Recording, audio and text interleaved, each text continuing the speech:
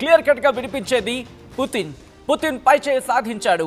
ఏంటి పుతిన్ ఎలా పైచేయి సాధించాడు అని చెప్పి అడిగే అంశానికి సంబంధించిన క్వశ్చన్ రైజ్ అవుతుంది కదా, మాట్లాడుకుందాం. ప్రతి పాయింట్ మనం మాట్లాడుకోబోతున్నాం. ట్రంప్ను ఇరుకున పెట్టేలా పుతిన్ డిమాండ్స్ని తెర మీదకి తీసుకొచ్చాడు. ట్రంప్ ముందు పుతిన్ 5 ప్రధానమైన డిమాండ్లను పెట్టినట్టుగా తెలుస్తోంది. పుతిన్ డిమాండ్లపై సానుకూలంగా రియాక్ట్ అయ్యాడు ట్రంప్. ఈ నేపథ్యంలో క్రైమియా, డోనెట్స్క్, లూహాన్స్క్, దాంతోపాటు ఖేర్సన్ వీటి అప్పగింతపై క్లారిటీ ఇచ్చినట్టుగా తెలుస్తోంది. నేటో విస్తరణపై పుతిన్కు ట్రంప్ హామీ ఇచ్చారు. ఆర్థిక ఆంక్షలకు సంబంధించి అఫ్కోర్స్ ఆ అంశానికి వెళ్ళక ముందు నేటో విస్తరణపై పుతిన్కు ట్రంప్ హామీ ఇచ్చినట్టుగా తెలుస్తోంది. ఎందుకంటే అమెరికా కనుక గట్టిగా మద్దతిస్తే ఇటు యుక్రెయిన్ నేటోలో చేరే అవకాశం ఉంటుంది. కాబట్టి నేటో విస్తరణకు సంబంధించి పుతిన్కు ట్రంప్ హామీ ఇచ్చినట్టుగా తెలుస్తోంది. ఇక అక్కడి నుంచి నెక్స్ట్ ఆర్థిక ఆంక్షల ఎత్తివేసేందుకు, అంటే శాంక్షన్స్, అంటే సుంకాలు, అంటే భారత్ మీద, అంటే ఇంటర్నెట్గా భారత్కు ఇక్కడ ట్రంప్ ఎటువంటి ఇబ్బంది పెడుతున్నాడు. అరే ఆగరా బాబు, నువ్వు ఇబ్బందులు పెట్టడం కరెక్ట్ కాదు, భారత్ని ఇబ్బంది పెట్టడం ఇంకా కరెక్ట్ కాదు అంటూ కూడా చెప్తున్న నేపథ్యం. ఆర్థిక ఆంక్షలు ఎత్తివేసేందుకు ట్రంప్ అంగీకరించడం, ఇది కూడా పుతిన్ సాధించిన విజయం. దీంతో పాటు యుక్రెయిన్లో రష్యన్ మైనారిటీల భద్రతపై ట్రంప్ హామీ ఇచ్చినట్టుగా తెలుస్తోంది. ఇక భారత్పై టారిఫ్ పెంపుపై వెనక్కు తగ్గాడు ట్రంప్. సో ఇలా అనేక కారణాలు ఉన్నాయని చెప్పుకోవాలి. ఈ నేపథ్యంలో ఇటు వీళ్ళిద్దరి భేటీకి సంబంధించి interesting another big breaking news వస్తోంది. ట్రంప్ కొద్దిసేపటి క్రితం తన సోషల్ మీడియా ఎక్స్లో పోస్ట్ చేశాడు. ఏమని? ఈ అంశానికి సంబంధించి ట్వీట్ చేశాడు. మరికొద్దిసేపట్లోని కీలకమైన బిగ్ అప్డేట్ రాబోతుందంటూ ట్రంప్ తన సోషల్ మీడియా ఖాతా ట్రూత్లో పోస్ట్ చేసుకొచ్చాడు. అఫ్కోర్స్ తన ట్రూత్ ఖాతాలో ఎప్పుడు ఫాల్స్ న్యూస్ చెప్పే ట్రంప్ ఈరోజు తన ట్రూత్ ఖాతాలో ఒక షాకింగ్ న్యూస్ చెప్పుకొచ్చాడు. ఇందుకే ఏమంటున్నాడు? Big progress, interesting, big progress on Russia, stay tuned, president DJT. ఈ డీజేటీ ఏం చేయబోతున్నాడు అనేది ఇప్పుడు ఆసక్తికరంగా మారింది. డీజేటీ ఏం చేయబోతున్నాడు అనేది ఇంట్రెస్టింగ్గా మారింది. డీజేటీ అంటే ఎవరు కాదు, డొనాల్డ్ జే ట్రంప్, అమెరికా అధ్యక్షుడు. ఆయనని సింపుల్గా డీజేటీ అంటూ ఉంటారన్నమాట. సో ఈ నేపథ్యంలో బిగ్ ప్రోసెస్ ఆన్ రష్యా అంటూ కూడా చెప్పుకొచ్చాడు. ట్రూత్ ఖాతాలో చెప్పుకొచ్చిన నేపథ్యం, ఇందుకీ ఎటువంటి డెవలప్మెంట్స్ ఉండబోతున్నాయి అనేది ఇప్పుడు మనం మాట్లాడుకోబోతున్నాం. అండ్ దీని ఇంపాక్ట్ ఎలా ఉండబోతోంది ఇటు ప్రపంచ దేశాల మీద అంటే భారత్తో పాటు ఏషియా మీద ఎటువంటి ఇంపాక్ట్ ఉండబోతోంది, దాంతోపాటు పశ్చిమ దేశాలకు సంబంధించి ఎటువంటి ఇంపాక్ట్ ఉండబోతోంది, ఇవన్నీ కూడా మాట్లాడుకునే ప్రయత్నం చేద్దాం. అంతకన్నా ముందు ఇదే అంశానికి సంబంధించి పుతిన్ రియాక్ట్ అయ్యాడు. ఒక్కసారి పుతిన్ ఏమన్నారో చూద్దాం. были весьма обстоятельными и полезными. Хотел бы еще раз поблагодарить моего американского коллегу за предложение приехать на Аляску. Вполне логично встретиться именно здесь, ведь наши страны, хоть нас разделяют океаны, на самом деле близкие соседи. И когда мы встретились, вышли из самолетов, я так сказал: добрый день, дорогой сосед, очень приятно видеть вас в добром здравии и живым. И по-соседски это очень звучит, по-моему, по-доброму. Нас разделяет только Берингов пролив, да и то, там 2 острова, между российским и американским островом всего 4 километра. Мы близкие соседи, это факт. Важно также, что с Аляской связана значительная часть общей истории России и США. Многие позитивные события. Так здесь и... రైట్, ఒక్కసారి ట్రంప్కి సంబంధించి ట్రంప్ అలాగే పుతిన్ భేటీలో ఇటు రష్యా అధ్యక్షుడు పుతిన్ ఏమన్నారనేది మనం మాట్లాడుకునే ప్రయత్నం చేద్దాం. మరి ముఖ్యంగా కొన్ని కీలక అంశాలను తెర మీదకి తీసుకొచ్చారు రష్యా అధ్యక్షుడు పుతిన్. మా ఇద్దరి మధ్య భేటీ చాలా కీలకంగా మారింది, చాలా ఇంట్రెస్టింగ్గా సాగింది అంటూ చెప్పుకొస్తూనే మరికొన్ని అంశాలను ఆయన తెర మీదకి తీసుకురావడం జరిగింది. ఏమన్నారు? ఇటు రష్యా అలాగే అమెరికా బంధానికి సంబంధించి ఎప్పటి నుంచో సానుకూలమైన పవనాలు ఉన్నాయి. మరి ముఖ్యంగా నేను బైడెన్కే చెప్పుకున్నాను, దీన్ని తెగే వరకు లాగద్దు, దీని కనుక మీరు ఇంకా ముందుకు తీసుకువెళ్తే తీవ్రమైన పరిణామాలు ఉంటాయని అర్థం వచ్చేలా చెప్పుకొచ్చిన సందర్భం మీరు చూడొచ్చు. డొనాల్డ్ జే ట్రంప్, అమెరికా అధ్యక్షుడు ట్రంప్ చేసిన ఆ సోషల్ మీడియా ట్రూత్ ఖాతాలో ఆయన చేసిన ఆ పోస్ట్ను మీరు చూస్తున్నారు. Big progress on Russia, stay tuned. ఇంతకీ ఏంటా బిగ్ ప్రాసెస్? ఒక interesting development, big progress on Russia అంటున్నాడు డొనాల్డ్ జే ట్రంప్. ఇందుకే ఏం జరగబోతుంది, ఏం జరిగే అవకాశం ఉంది? ఎందుకంటే ఇక్కడ రిమెంబర్, రేపు మరికొద్దిసేపట్లోనే యుక్రెయిన్ అధ్యక్షుడు జెలెన్స్కీతో భేటీ కాబోతున్నాడు ట్రంప్. ఈ నేపథ్యంలో సాధారణంగా మనం చూస్తూ ఉంటాం, ట్రంప్ కానిది అయినట్టు, ఆయనది కానట్టు, తనకేదో జరిగిపోయినట్టు, ఏదేదో అవబోతున్నట్టు ఇలా పులిహోర కలిపేసి ఒకసారి కన్ఫ్యూషన్ చేసేసే ప్రయత్నం చేస్తూ ఉంటాడు. అంటే ఒకవేళ తనకన్నా తక్కువ దేశం అని ఇక్కడ అర్థం అంటే తన మీద ఆధారపడ్డ దేశాన్ని తక్కువగా చూస్తూ ఉంటాడు ట్రంప్. సో ఈ నేపథ్యంలో యుక్రెయిన్ అదే కాంటెక్స్లో చూశాడు అనుకుందాం. రేపు మీటింగ్కి అన్న ముందు ఈరోజు బహుశా తనే నిర్ణయం తీసేసుకొని ఆ నిర్ణయాన్ని యుక్రెయిన్ మీద రుద్దేసి, యుక్రెయిన్ భయపడుతుంది అదేగా, యుక్రెయిన్ని బలవంతంగా ఒప్పించి ఒప్పుకోకపోతే దాని చేత ఒప్పించేలా చేసి ఆ నిర్ణయాన్ని ఇటు రష్యాకు ఆపాదించి, అంటే రష్యాకు ఇచ్చి అప్పుడేం జరగచ్చు? ఇన్ని సాధ్యాలు ఇక్కడ కనిపిస్తున్నాయి కదా. పుతిన్ గురించి మాట్లాడుకుంటున్న తరుణంలో ఇప్పుడు అమెరికా అధ్యక్షుడు ట్రంప్ కొన్ని కీలక వ్యాఖ్యలు చేసిన సందర్భం, మరి ముఖ్యంగా ఒకటే చెప్తున్న పరిస్థితి ఉంది. 5 విజయాల గురించి మాట్లాడుకుంటున్న తరుణంలో కొన్ని కీలక అంశాలు ప్రస్తావించిన తర్వాత ఇక్కడ ఏమంటున్నాడు? ట్రంప్కి సంబంధించి భేటీ జరిగిన తర్వాత, రిమెంబర్ నేను ఒక్క పాయింట్ నేను మెన్షన్ చేసే ప్రయత్నం చేస్తున్నా. భేటీ కనుక సరిగా జరగకపోతే మధ్యలోనే బయటకు వచ్చేస్తాను అని చెప్పి ఇటు ట్రంప్ తన లెవెల్లో తను మాట్లాడుకొచ్చాడు, తన స్టైల్లో తను మాట్లాడుకొచ్చాడు.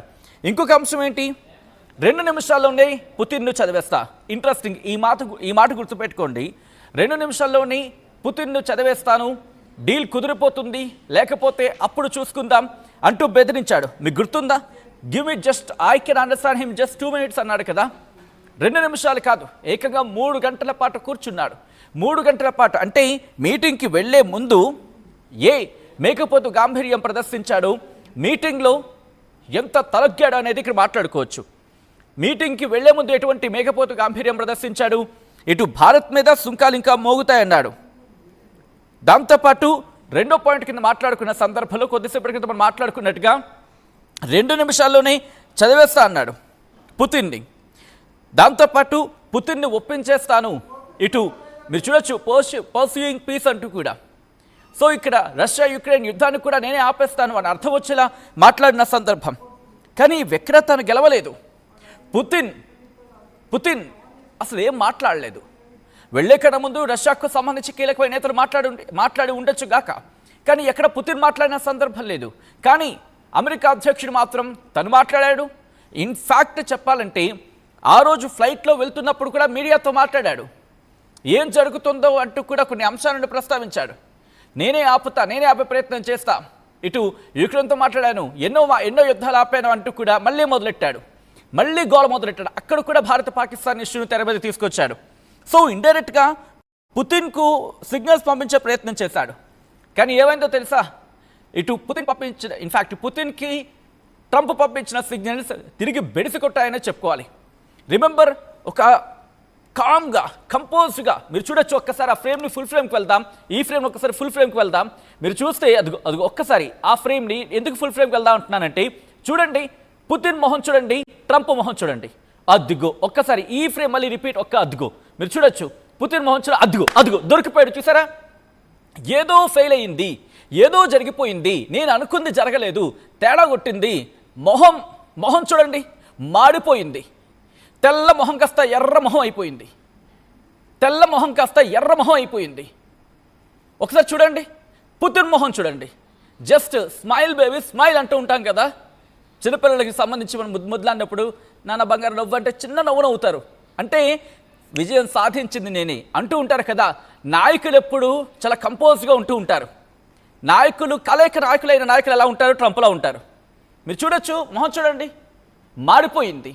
2 నిమిషాల్లో తేల్చేస్తున్న వ్యక్తి 3 గంటలైనా ఏం తేల్చలేకపోయాడు. అయిన తర్వాత దాదాపుగా మీరు ఆ ప్రెస్ బ్రీఫింగ్ ఒకవేళ ఎవరైనా చూడకపోయి ఉంటే కనుక జస్ట్ ఒకసారి చూసే ప్రయత్నం చేయండి. కాస్త ఇంగ్లీష్ ట్రాన్స్లేషన్స్ కూడా ఇటు పుతిన్కి సంబంధించి ఉన్నాయి. మొత్తం దాదాపుగా 12 నిమిషాల ఆ డ్యూరేషన్లో ఐ థింక్ 7 నుంచి 8 నిమిషాల పాటు పుతినే మాట్లాడాడు. 7 నుంచి 8 నిమిషాలు ఏకంగా పుతిన్ మాట్లాడాడు. అది విజయం. అక్కడే తొలి విజయం సాధించాడని చెప్పుకోవాలి.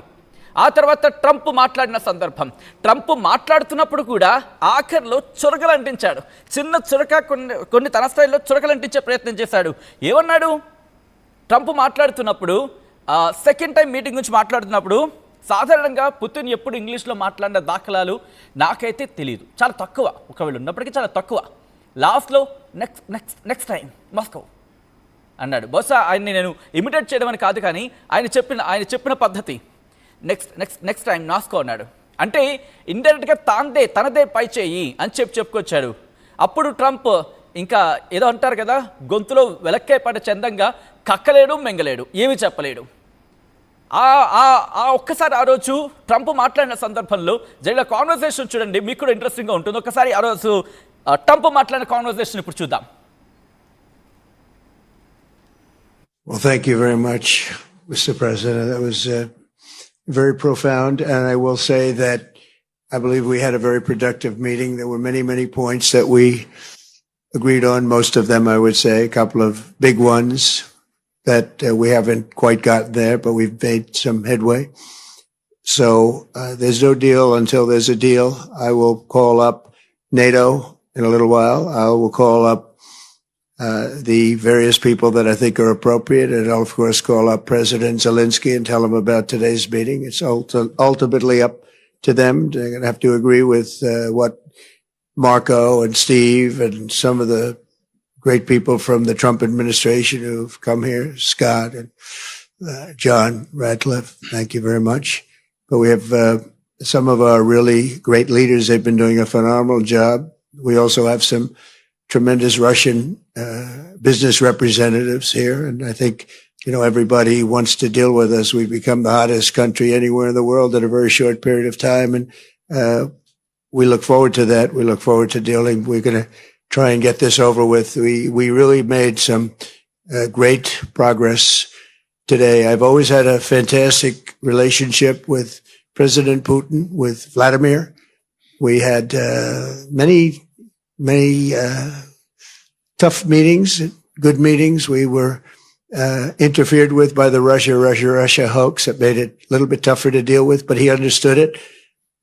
I think he's probably seen things like that during the course of his career. He's seen it all, but we had to put up with the Russia hoax. He knew it was a hoax and I knew it was a hoax, but what was done was very criminal, but it made it harder for us to deal as a country in terms of the business and all of the things that we'd like to have dealt with. But we'll have a good chance when this is over.